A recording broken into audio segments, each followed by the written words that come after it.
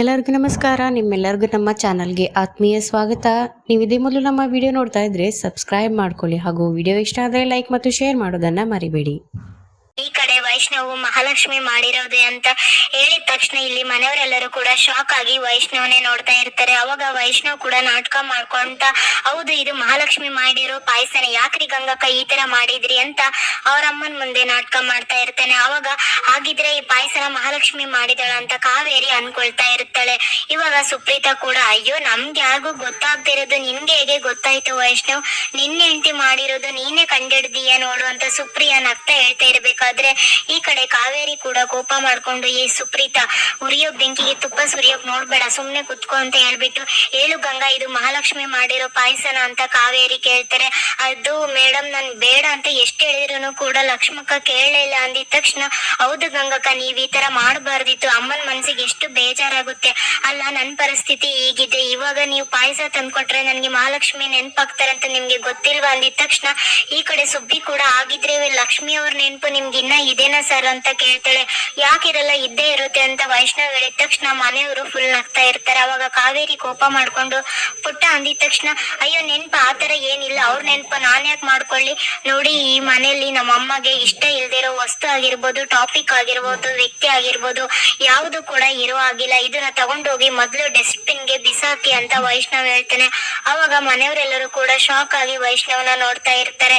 ಇನ್ನು ಈ ಕಡೆ ಗಂಗಾಗೆ ಕಾವೇರಿ ಕೂಡ, ಗಂಗಾ ಇನ್ನೊಂದ್ಸಲ ಈ ತರ ಕೆಲಸ ಮಾಡಿದ್ರೆ ಗಂಟು ಮೂಟೆ ಕಟ್ಕೊಂಡು ಮನೆಯಿಂದ ಆಚೆ ಹೋಗ್ತಾ ಇರು ಅಂತ ಬೈತಾ ಇರ್ತಾರೆ. ಅವಾಗ ಅವರ ಅಮ್ಮ, ಯಾಕೋ ವೈಷ್ಣವ್ ಈ ತರ ಮಾತಾಡ್ತೀಯ ಅಂತ ಹೇಳಕ್ ಬಂದಿದ ತಕ್ಷಣ ಕಾವೇರಿ ಕೂಡ, ಅಮ್ಮ ನೀನ್ ಸ್ವಲ್ಪ ಸುಮ್ನೆ ಇರ್ತೀಯ, ನೀನೇನು ಕೂಡ ಹೇಳಕ್ ಬರ್ಬೇಡ, ಪುಟ್ಟ ಹೇಳ್ತಾ ಇರೋದು ಕರೆಕ್ಟ್ ಇದೆ, ಇದನ್ನ ತಗೊಂಡೋಗಿ ಮೊದ್ಲು ಡಸ್ಟ್ಬಿನ್ ಗೆ ಬಿಸಾಕಿ, ಪುಟ್ಟಗೆ ಪಾಯಸ ಬೇಕು ಅಂದ್ರೆ ನಾಳೆ ನಾನೇನೆ ಪಾಯಸ ಮಾಡ್ಕೊಡ್ತೀನಿ, ಏನು ಪ್ರಪಂಚದಲ್ಲಿ ಈ ಪಾಯಸ ಸಿಗೋದೇ ಇಲ್ವಾ, ಅವಳು ಮಾಡಿ ಕೊಟ್ರೆ ಅಷ್ಟೇನ ನಾವು ಪಾಯಸ ತಿನ್ನೋದು ಅಂತ ಕಾವೇರಿ ಕೋಪ ಮಾಡ್ಕೊಂಡಿರ್ತಾಳೆ. ಅವಾಗ ಸುಬ್ಬಿನ ಕರೆದ್ಬಿಟ್ಟು, ಈ ಸುಬ್ಬಿ ಮೊದ್ಲು ಇದನ್ನ ತಗೊಂಡೋಗಿ ಡಸ್ಟ್ಬಿನ್ ಗೆ ಬಿಸಾಕು ಅಂತ ಕಾವೇರಿ ಹೇಳ್ತಾಳೆ. ಇನ್ನು ಈ ಕಡೆ ವೈಷ್ಣವ್ ಕೂಡ ನೋಡ್ತಾ ಇರ್ತಾನೆ. ಸುಬ್ಬಿ ಇನ್ನೇನು ಪಾಯಸನ ತಗೊಳಕ್ಕೆ ಬಂದಿದ ತಕ್ಷಣ, ಒಂದ್ ನಿಮಿಷ ಇರಿ ಅಕ್ಕ ಅಂತ ಹೇಳ್ತಾನೆ. ಅವಾಗ ಮನೆಯವರು ಮತ್ತೆ ವೈಷ್ಣವ್ನ ನೋಡ್ತಾ ಇರ್ತಾರೆ. ಇನ್ನು ಈ ಕಡೆ ಲಕ್ಷ್ಮಿ ಕೂಡ ಕೀರ್ತಿನ ಮಲಗಿಸ್ತಾ ಇರ್ತಾಳೆ. ಅವಾಗ ಕಾರುಣ್ಯ ಬಂದ್ಬಿಟ್ಟು ಅವರಿಬ್ಬರನ್ನು ಕೂಡ ನೋಡಿ, ಟೈಮ್ ಎಷ್ಟು ಚೇಂಜ್ ಆಗುತ್ತೆ ಅಲ್ವಾ ಲಕ್ಷ್ಮಿ, ಒಂದು ಕಾಲದಲ್ಲಿ ನನ್ ಮಗಳು ನೀನ್ ನಿದ್ದೆಗೆ ಇಡಿಸ್ಬೇಕು ಅಂತ ಓಡಾಡ್ತಾ ಇದ್ಲು, ಆದ್ರೆ ಅವಳೇ ಇವಾಗ ನಿನ್ ತೊಡೆ ಮೇಲೆ ಮಲ್ಕೊಂಡು ಮಲ್ಗಿದಾಳೆ ಅಂದಿದ ತಕ್ಷಣ, ಹೌದು ಆಂಟಿ ಟೈಮ್ ಎಲ್ಲದನ್ನು ಕೂಡ ಬದಲಾಯಿಸುತ್ತೆ ಅಂತ ಲಕ್ಷ್ಮಿ ಹೇಳ್ತಾಳೆ. ನೋಡ್ದ ನನ್ ಮಗಳು ನಿನ್ ಜೀವನನ ಹಾಳು ಮಾಡ್ಬೇಕು ಅಂತ ಅನ್ಕೊಂಡ್ಲು, ಆದ್ರೆ ಇವಾಗ ಅವಳಿಗೆ ನೀನೇ ಎಲ್ಲ ಪ್ರಪಂಚ ಆಗಿದ್ಯಾ. ಆದ್ರೂ ಕೂಡ ಲಕ್ಷ್ಮಿ ನನ್ಗೆ ಯಾಕೋ ತುಂಬಾ ಭಯ ಆಗ್ತಾ ಇದೆ, ನಿನ್ನೆ ಆ ಕಾರುಣ್ಯ ಮಾಡಿರೋದು ನೆನ್ಸ್ಕೊಂಡ್ರೆ ನನ್ಗಂತೂ ನಿದ್ದೆನೆ ಮಾಡೋಕ್ ಆಗ್ತಾ ಇಲ್ಲ, ಯಾಕಂಟಿ ಏನಾಯ್ತು ಅಂತ ಲಕ್ಷ್ಮಿ ಕೇಳಿದಾಗ, ಹೌದು ಇಷ್ಟು ದಿನ ನಾನು ಕೀರ್ತಿಗೆ ಹಳೆ ನೆನ್ಪು ಬರ್ಲಿ ಅಂತ ತುಂಬಾನೇ ಖುಷಿ ಪಡ್ತಾ ಇದ್ದೆ, ಆದ್ರೆ ನಿನ್ನೆ ಆಗಿರೋ ಇನ್ಸಿಡೆಂಟ್ಸ್ ನ ನೆನ್ಪು ಮಾಡ್ಕೊಂಡ್ರೆ ನನ್ಗೆ ಯಾಕೋ ತುಂಬಾ ಭಯ ಆಗ್ತಾ ಇದೆ. ಇವಾಗ ಆ ಮನೆಯವರೆಲ್ಲರೂ ಕೂಡ ತುಂಬಾ ಖುಷಿಯಾಗಿದ್ದಾರೆ, ಯಾಕೆ ಅಂದ್ರೆ ಕೀರ್ತಿಗೆ ಹಳೇದ್ ಯಾವುದು ಕೂಡ ನೆನ್ಪಿಲ್ಲ ಅಂತ.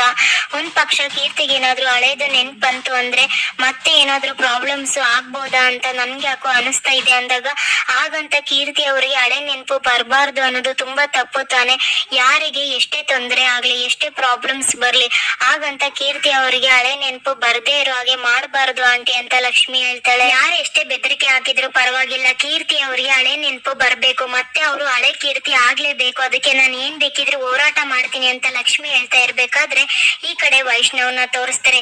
ಏನ್ ಸುಬ್ಬಿ ಹೇಳಿದ ತಕ್ಷಣ ಚೆಲ್ ಬಿಡ್ತೀರಾ ನೀವು ಅಂದಿದ ತಕ್ಷಣ ಮತ್ತಿನ್ನೇನ್ ಮಾಡ್ಬೇಕು ಅಂತ ಕೇಳಿದಾಗ, ಅಲ್ಲ ನೀವೇ ತಾನೇ ಹೇಳಿದ್ದು ಚೆಲ್ಲಿ ಅಂತ ಅಂದ ಸುಬ್ಬಿ ಹೇಳಿದಾಗ, ಅಯ್ಯೋ ನನ್ ಬುದ್ಧಿ ಏನೋ ಚೆಲ್ಲಿ ಅಂತ ಹೇಳ್ತಾ, ಆದ್ರೆ ನನ್ ಮನ್ಸು ಬೇಡ ಅಂತ ಹೇಳ್ತಾ ಇದೆ ಅಂದಿದ ತಕ್ಷಣ ಎಲ್ಲರೂ ಕೂಡ ನಗ್ತಾ ಇರ್ತಾರೆ. ಏನು ಪುಟ್ಟ ಹೇಳ್ತಾ ಇದೆಯಾ, ಹೌದಮ್ಮ ನಾನು ಹೇಳ್ತಾ ಇಲ್ಲ ನೀನೇ ತಾನೇ ಹೇಳ್ಕೊಟ್ಟಿದ್ದು, ಅಲ್ಲ ಇದೇನ್ ಹೇಳು ಅಂದಾಗ, ಇದು ಪಾಯಸ ಅಂತ ಸುಪ್ರೀತಾ ಹೇಳ್ತಾಳೆ. ಪಾಯಸ ಯಾವ್ದ್ರಿಂದ ಮಾಡಿರೋದು, ಗೋಧಿಯಿಂದ ಮಾಡಿರೋದು, ಗೋಧಿ ಅಂದ್ರೆ ಏನ್ ಹೇಳು, ಆಹಾರ, ಆಹಾರ ಅಂದ್ರೆ ಹೇಳು ದೇವ್ರ ಸಮಾನ, ದೇವ್ರ ಸಮಾನವಾಗಿರೋದನ್ನ ನಾವ್ ಯಾರಾದ್ರೂ ಚೆಲ್ಲೋಕಾಗುತ್ತಾ, ಪಾಪ ಈ ಗೋಧಿ ಎಲ್ಲಿ ಹುಟ್ಟಿ ಎಲ್ಲಿ ಬೆಳೆದು ಪಾಲಿಶ್ ಆಗಿ ನಮ್ಮನೆಗ್ ಬಂದಿದೆ, ಅದೇ ತರ ಬೆಲ್ಲನೂ ಕೂಡ ಕಬ್ಬಿನಿಂದ ಮಾಡಿ ಕಷ್ಟಪಟ್ಟು ಇಷ್ಟೆಲ್ಲ ತಯಾರಿ ಮಾಡಿರ್ತಾರೆ, ಇದ್ರಿಂದ ಪಾಯಸನೂ ಕೂಡ ಮಾಡಿರ್ತಾರೆ, ನಾವು ಅಷ್ಟು ಈಸಿಯಾಗಿ ಪಾಯಸನ ಚೆಲ್ಲೋಕಾಗುತ್ತಾ, ಎಷ್ಟೋ ಜನಕ್ಕೆ ಊಟ ಸಿಗ್ದೇನೆ ಒದ್ದಾಡ್ತಾ ಇರ್ತಾರೆ, ನಾವ್ ಈ ತರ ಆಹಾರನ ವೇಸ್ಟ್ ಮಾಡಿದ್ರೆ ದೇವ್ರು ನಮ್ನ ಸುಮ್ನೆ ಬಿಡ್ತಾನ ಅಂದಿದ ತಕ್ಷಣ ಏ ಪುಟ್ಟ ಏನು ಮಾತಾಡ್ತಾ ಇದ್ದಿ ಅಂದಾಗ ಅಮ್ಮ ನಾನ್ ಹೇಳ್ತಾ ಇಲ್ಲಮ್ಮ, ಇದನ್ನ ನೀನೇ ತಾನೇ ನನಗೆ ಹೇಳ್ಕೊಟ್ಟಿದ್ದು. ತಿನ್ನೋ ಆಹಾರದ ಮೇಲೆ ಒಂದೊಂದು ಅಕ್ಕಿ ಕಾಳಲ್ಲೂ ಒಂದೊಂದು ಹೆಸರು ಬರ್ದಿರುತ್ತೆ ಅಂತ, ಹಾಗೆ ಗೋಧಿ ಮೇಲೂ ಕೂಡ ಬರ್ದಿರುತ್ತೆ ತಾನೆ. ನೀನ್ ಹೇಳ್ಕೊಟ್ಟಿರೋದನ್ನ ನಾನು ಯಾವತ್ತೂ ಕೂಡ ಮರೆಯೋದಿಲ್ಲ ಅಮ್ಮ.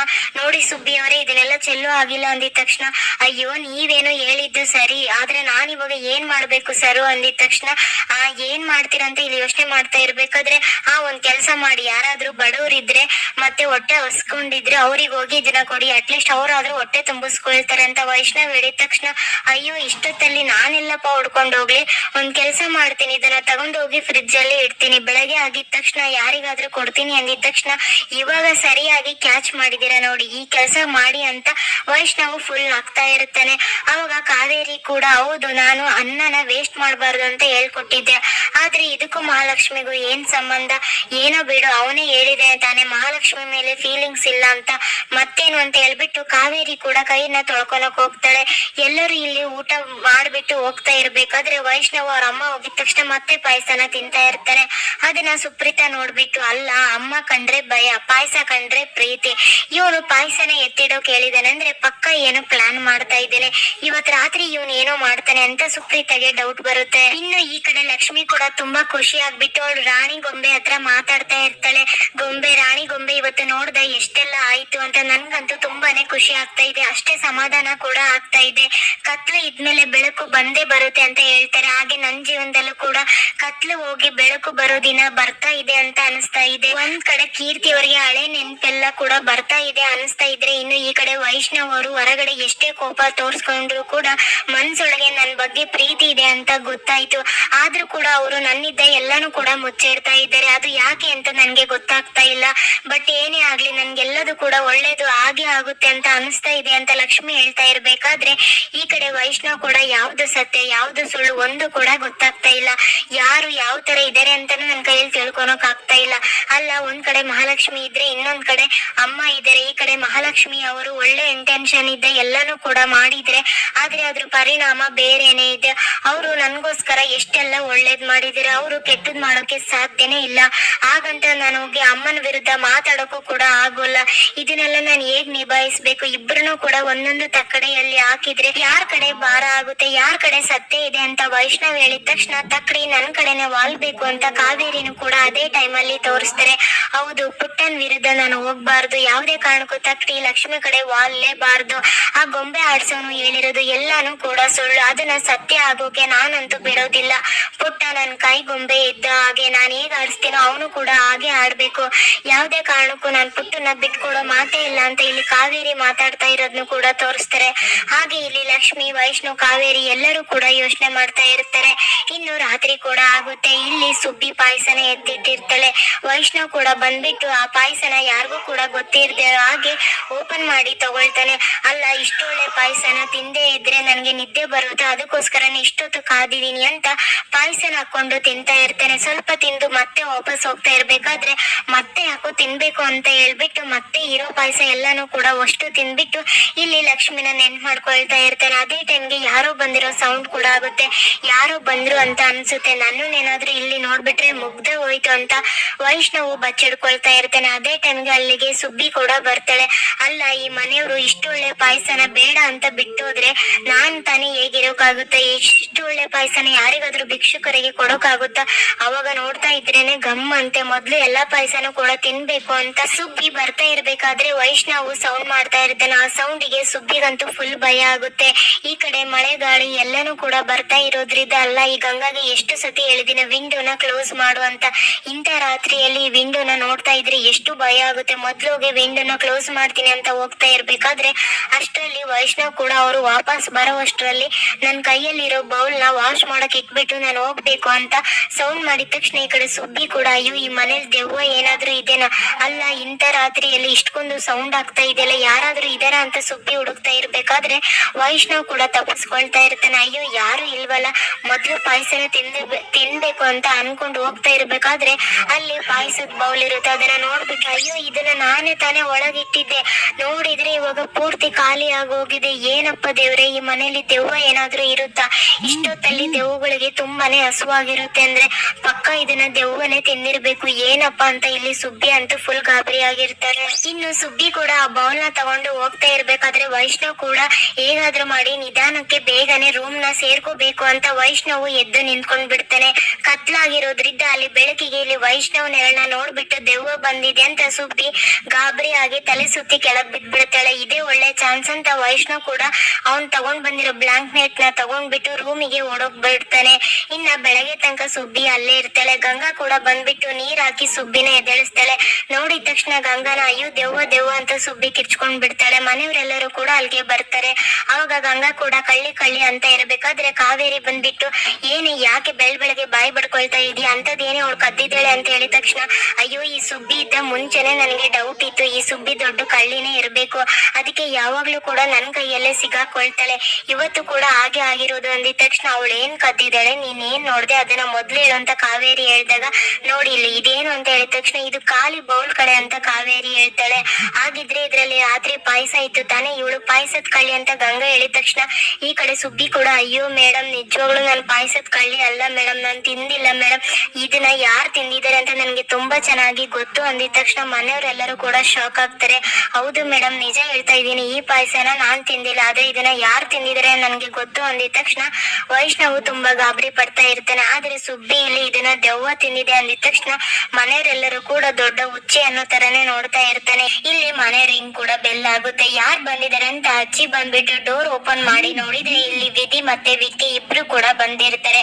ಯಾಕೆಂದ್ರೆ ನಿನ್ನೆ ವೈಷ್ಣವ್ ವಿಧಿ ಮತ್ತೆ ವಿಕ್ಕಿನ ಮನೆ ಬರೋ ಕೇಳಿ ನಾನ್ ಅಮ್ಮನ್ನ ಕನ್ವಿನ್ಸ್ ಮಾಡ್ತೀನಿ ಅಂತ ವೈಷ್ಣವ್ ಹೇಳಿದ್ದ. ಅದೇ ಮಾತನ್ನ ಇಲ್ಲಿ ಅವ್ರ ಅಮ್ಮನ ಹತ್ರ ಮಾತಾಡ್ತಾ ಇರ್ಬೇಕಾದ್ರೆ ವಿಧಿ ವಿಖ್ಯಾತ್ ಇಬ್ರು ಕೂಡ ಬಂದ್ಬಿಡ್ತಾರೆ. ಇನ್ನು ವಿಧಿ ಅಕ್ಕ ಬಂದ್ರು ಅಂದಿದ ತಕ್ಷಣ ಕಾವೇರಿ ವೈಷ್ಣವ್ ಮಾತನ್ನ ಕೇಳಿಸ್ಕೊಳ್ದೇನೆ ಕೋಪ ಮಾಡ್ಕೊಂಡು ಬಂದ್ಬಿಡ್ತಾಳೆ. ಇನ್ನೇನು ವಿಧಿ ಕೂಡ ಮನೆ ಒಳಗೆ ಕಾಲಿಡ್ಬೇಕು ಅಲ್ಲೇ ನಿಂತ್ಕೊ ಅಂತ ಹೇಳ್ತಾಳೆ. ಅವತ್ತು ಅಷ್ಟು ಜನದಿದ್ರಿಗೆ ನನ್ ಮಾನ ಮರ್ಯಾದೆ ತೆಗ್ದು ಇವತ್ತು ಯಾವ ಮುಖ ಇಟ್ಕೊಂಡು ನನ್ ಮನೆಗ್ ಬಂದಿದ್ಯಾ, ಅವತ್ತು ಏನೋ ದೊಡ್ಡದಾಗಿ ಮಾತಾಡ್ತಾ ಇದ್ದೆ ತಾನೆ, ನಾನು ಇನ್ಯಾವತ್ತು ಕೂಡ ಆ ಮನೆಗೆ ತಿರುಗಿ ಕೂಡ ಬರೋದಿಲ್ಲ ಅಂತ, ಮತ್ತೆ ಯಾಕೆ ಈ ಮನೆಗೆ ಬಂದಿದ್ಯಾ, ನನ್ ಪುಟ್ಟನ್ ಮಾನ ಮರ್ಯಾದೆ ಎಲ್ಲ ತೆಗ್ದ್ಬಿಟ್ಟು ಯಾವ ಮುಖ ಇಟ್ಕೊಂಡು ಈ ಮನೆಗ್ ಬಂದಿದ್ಯಾ, ನೀನ್ ಯಾವತ್ತು ಅವನ ಹಿಂದೆ ಓದ್ಯೋ ಈ ಮನೆನ ಬಿಟ್ಟು ಅವತ್ತೇ ಈ ಮನೆ ಒಳಗೆ ನಿನಗೆ ಜಾಗ ಇಲ್ಲ ಕಣೆ ಬಾ ಅಂತ ಹೇಳ್ಬಿಟ್ಟು ಇಲ್ಲಿ ವಿಧಿ ಕೈನ ಹಿಡ್ಕೊಂಡು ಹೋಗಿ ಜೋರಾಗಿ ಹೊರಗೆ ಬಿಸಾಕ್ ಬಿಡ್ತಾಳೆ. ಆವಾಗ ವಿಕ್ಕಿ ಹೋಗ್ಬಿಟ್ಟು ಪಾಪ ಬೀಳ್ತಾ ಇರೋ ವಿಧಿನ ಇಟ್ಕೊಂಡ್ ಬಿಡ್ತಾನೆ. ಇನ್ಯಾವತ್ತು ಕೂಡ ನೀನು ಈ ಮನೆ ಕಡೆ ತಲೆ ಹಾಕ್ಬೇಡ, ನನ್ ಮಾತು ಯಾರು ಕೇಳಲ್ಲೋ, ಈ ಮನೆಯಲ್ಲಿ ಎಲ್ಲರೂ ಕೂಡ ಇದೇ ತರ ಮನೆಯಿಂದ ಆಚೆ ಹೋಗ್ತಾ ಇರ್ತಾರೆ, ನೀನು ಕೂಡ ಅಷ್ಟೇ, ಈ ಮನೆ ಒಳಗೆ ಯಾವತ್ತು ಕಾಲಿಡ್ಬೇಡ ಅಂತ ಕೋಪ ಮಾಡ್ಕೊಂಡು ಕಾವೇರಿ ಹೋಗ್ಬಿಡ್ತಾಳೆ. ಈ ಕಡೆ ವೈಷ್ಣವ್ ಎಲ್ಲರೂ ಕೂಡ ಅವ್ರ ಅಮ್ಮನ ಕನ್ವಿನ್ಸ್ ಮಾಡ್ಬೇಕು ಅಂತ ಮನೆ ಒಳಗೆ ಹೋಗ್ಬಿಡ್ತಾರೆ. ಇಲ್ಲಿ ವಿಧಿ ನನಗೆ ಅವಮಾನ ಆಯ್ತು ಅಂತ ಕೋಪ ಮಾಡ್ಕೊಂಡು ವಿಕ್ಕಿನ ಕರ್ಕೊಂಡು ಜೋರಾಗಿ ಹೋಗ್ತಾ ಇರ್ತಾಳೆ. ಈ ಕಡೆ ಲಕ್ಷ್ಮಿ ಕೂಡ ಆಟೋದಲ್ಲಿ ಬರ್ತಾ ಇರ್ಬೇಕಾದ್ರೆ ವಿಧಿ ಮತ್ತೆ ವಿಖ್ಯಾತ್ನ ಅಲ್ಲಿ ಆಟೋದಲ್ಲಿ ಇರೋ ಮಿರರ್ ಅಲ್ಲಿ ನೋಡ್ತಾಳೆ. ನೋಡ್ಬಿಟ್ಟು ಇವರು ವಿಧಿ ಮತ್ತೆ ವಿಖ್ಯಾತ್ ಅಲ್ವಾ, ವಿಧಿ ಅವತ್ತು ಹೋಗ್ಬೇಕಾದ್ರೆ ಯಾವತ್ತು ಕೂಡ ಈ ಮನೆ ಕಡೆ ತಲೆ ಹಾಕೋಲ್ಲ ಅಂತ ಹೇಳಿದ್ಲು, ಆದ್ರೆ ವಿಧಿ ಯಾಕೆ ಮನೆಗ್ ಬಂದಿದ್ದಾಳೆ, ಮೇ ಬಿ ಏನೋ ಸಮಸ್ಯೆ ಆಗಿರ್ಬೇಕು. ಆದ್ರೂ ಕೂಡ ವಿಧಿ ಎಷ್ಟು ಕೋಪ ಮಾಡ್ಕೊಂಡು ವಿಖ್ಯಾತ್ನ ಕರ್ಕೊಂಡು ಹೋಗ್ತಾ ಇದ್ದಾಳೆ, ಏನಾಗಿರ್ಬೋದು ಅಂತ ಲಕ್ಷ್ಮಿ ಇಲ್ಲಿ ವಿಧಿ ಮತ್ತೆ ವಿಖ್ಯಾತ್ನ ಫಾಲೋ ಮಾಡ್ತಾ ಇರ್ತಾಳೆ. ಆದ್ರೆ ವಿಧಿ ನಮ್ಮಮ್ಮ ನನ್ಗೆ ಅವಮಾನ ಮಾಡಿದಾರೆ ಅನ್ನೋ ಕೋಪದಲ್ಲಿ ಬಂದ್ಬಿಟ್ಟು ಇಲ್ಲಿ ಸೀಮೆಣ್ಣೆನ ತಗೊಂಡ್ಬಿಟ್ಟು ಅವಳಿಗೂ ಕೂಡ ಸುರ್ಕೊಂಡು ಅಲ್ಲಿ ಇರೋ ವಿಖ್ಯಾತ್ಗೂ ಕೂಡ ಅಷ್ಟು ಸೀಮೆಣ್ಣೆನ ಸುರಿದ್ ಬಿಡ್ತಾಳೆ. ಆವಾಗ ಇನ್ನೇನು ಪಟ್ನ ತಗೊಂಡು ಬೆಂಕಿ ಹಚ್ಚಬೇಕು ಅಂತ ಹೋಗ್ತಾ ಇರ್ಬೇಕಾದ್ರೆ ಲಕ್ಷ್ಮಿ ಅದೇ ಟೈಮ್ಗೆ ಬಂದ್ಬಿಟ್ಟು ವಿಧಿ ಏನಾಗಿದೆ ನಿನ್ಗೆ, ಏನ್ ಮಾಡ್ತಾ ಇದೀಯ ಗೊತ್ತಾ ನೀನು ಅಂದಿದ ತಕ್ಷಣ ಬಿಡು ನಾನ್ ಸಾಯ್ಬೇಕು, ಅದನ್ನ ಕೇಳೋಕೆ ನೀನ್ ಯಾರೇ, ನೀನ್ ಯಾಕೆ ಇಲ್ಲಿ ಬಂದಿದೀಯ ಅಂತ ಇವಾಗ್ಲೂ ಕೂಡ ಲಕ್ಷ್ಮಿ ಮೇಲೆ ಕೋಪನ ತೋರಿಸ್ತಾ ಇರ್ತಾಳೆ. ಮೊದ್ಲು ಏನಾಗಿದೆ ಅದನ್ನ ಹೇಳ, ಎಲ್ಲ ಬಿಟ್ಟು ಸಾಯುವಂತದ್ದು ನಿನ್ಗೇನೆ ಆಗಿದೆ ಅಂತ ಲಕ್ಷ್ಮಿ ಕೇಳಿದ ತಕ್ಷಣ ನನ್ಗಾಗಿರೋ ಅವಮಾನಕ್ಕೆ ನಾನ್ ಮಾತ್ರ ಬದುಕಿರಲ್ಲ, ನಾನ್ ಸಾಯ್ಲೇಬೇಕು ಅಂದಿದ ತಕ್ಷಣ ನೋಡು ವಿಧಿ ನಿಮ್ ಅತ್ತಿಗೆ ಹೇಳ್ತಾ ಇರೋ ಮಾತನ್ನ ಕೇಳು, ನಿಜವಾಗ್ಲೂ ಅವ್ರು ನಮ್ ಪ್ರಾಬ್ಲಮ್ಗೆ ಸೊಲ್ಯೂಷನ್ ನ ಕೊಟ್ಟೆ ಕೊಡ್ತಾರೆ ಅಂದಿದ ತಕ್ಷಣ ವಿಖ್ಯಾತ್ ಏನಾಗಿದೆ ನೀನಾದ್ರೂ ಹೇಳು ಅಂದಿದ ತಕ್ಷಣ ಇಲ್ಲಿ ವಿಖ್ಯಾತ್ ಅವ್ರ ಮನೆಯಲ್ಲಿ ಅವ್ರ ಮದ್ವೆನ ಒಪ್ಕೊಂಡಿಲ್ಲ ಅನ್ನೋ ವಿಚಾರನ ಹೇಳ್ತಾನೆ. ಹಾಗಿದ್ರೆ ಅದನ್ನ ಕೂತು ಮನೆಯಲ್ಲಿ ಬಗೆಹರಿಸ್ಕೋಬಹುದು ತಾನೆ ಅಂತ ಲಕ್ಷ್ಮಿ ಹೇಳಿದ ತಕ್ಷಣ ಅದಕ್ಕಂತಾನೆ ಮನೆಗೆ ಹೋಗಿದ್ವಿ, ಅವಾಗ ಈ ತರ ಎಲ್ಲ ಅವಮಾನ ಮಾಡಿದ್ರು ಕಾವೇರಿ ಅವರು ಅಂತ ಲಕ್ಷ್ಮಿ ಮುಂದೆ ಹೇಳ್ತಾನೆ. ಅವಾಗ ಲಕ್ಷ್ಮಿ ಕೂಡ ಆಯ್ತು ನಾನ್ ನಿಮ್ಮಿಬ್ಬರನ್ನು ಕೂಡ ನಿಮ್ ಮನೆಗೆ ಒಪ್ಪಿಸೋ ಹಾಗೆ ಮಾಡ್ತೀನಿ ಅಂದಿದ ತಕ್ಷಣ ಅದು ಹೇಗ್ ಸಾಧ್ಯ ಅಂತ ವಿಕ್ಕಿ ಕೂಡ ಕೇಳ್ತೇನೆ. ನೋಡಿ ನಾನು ಮನೆಗೆ ಬಂದು ನಿಮ್ಮಿಬ್ರು ಮದುವೆ ವಿಚಾರನ ಕೂಡ ಮಾತಾಡ್ತೀನಿ, ಆದ್ರೆ ನೀವು ಈ ತರ ಅನಾಹುತ ಎಲ್ಲ ಮಾಡ್ಕೋಬೇಡಿ ಅಂತ ಲಕ್ಷ್ಮಿ ಹೇಳಿದ ತಕ್ಷಣ ಇದನ್ನೆಲ್ಲ ಹೇಳೋಕೆ ನೀನ್ ಯಾರೇ ಅಂತ ಇಲ್ಲಿ ಮತ್ತೆ ವಿಧಿ ಕೋಪ ಮಾಡ್ಕೊಳ್ತಾಳೆ. ವಿಧಿ ನಾನ್ ಹೇಳಿದೀನಿ ತಾನೇ, ನೀನ್ ನನ್ಗೆ ಮಾತ್ ಕೊಟ್ಟಿದ್ಯಾ, ನಿಮ್ಮಮ್ಮ ನೀನ್ ನನ್ಗೆ ಹೆಲ್ಪ್ ಮಾಡಿಲ್ಲ ಅಂದ್ರೆ ನೀನು ನಾನ್ ಹೇಳ್ದಾಗೆ ಕೇಳ್ತೀನಿ ಅಂತ, ಸೊ ಇವಾಗ ಒನ್ ಟರ್ನ್. ನಾನ್ ಹೇಳ್ತಾ ಇದ್ದೀನಿ ಲಕ್ಷ್ಮಿ ಅವರು ಏನ್ ಹೇಳ್ತಾರೋ ಅದನ್ನೇ ಮಾಡ್ಬೇಕು ಅಂದಿದ ತಕ್ಷಣ ಇಲ್ಲಿ ವಿಧಿ ಆಲ್ರೆಡಿ ವಿಕ್ಕಿಗೆ ಮಾತು ಕೊಟ್ಟಿರೋದ್ರಿಂದ ಇಲ್ಲಿ ವಿಕ್ಕಿ ವಿರುದ್ಧನೂ ಕೂಡ ಹೋಗೋಕಾಗ್ದೇನೆ ವಿಕ್ಕಿ ಏನ್ ಹೇಳ್ತಾನೋ ಅದನ್ನೇ ಕೇಳ್ಬೇಕು ಅಂತ ವಿಧಿ ಕೂಡ ಡಿಸೈಡ್ ಮಾಡ್ತಾಳೆ. ಇಲ್ಲಿಗೆ ಸಂಚಿಕೆ ಮುಕ್ತಾಯವಾಗುತ್ತೆ. ಮುಂದೇನಾಗುತ್ತೆ ಅನ್ನೋದನ್ನ ಮುಂದಿನ ವಿಡಿಯೋದಲ್ಲಿ ನೋಡೋಣ. ಶುಭ ದಿನ. ಧನ್ಯವಾದಗಳು.